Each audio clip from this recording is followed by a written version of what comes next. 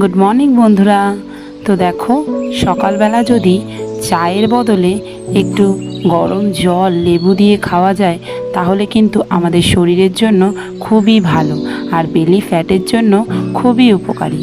যাদের বেলি অত্যন্ত ফ্যাট তারা যদি এই লেবু জল খায় তাহলে কিন্তু ঝট করে কমে যাবে এই বেলি ফ্যাট।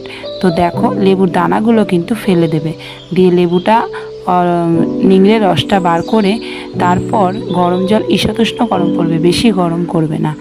আর এদিকে লেবুর যে এই খোসাটা, এটা কিন্তু তোমরা ফেলে দেবে না।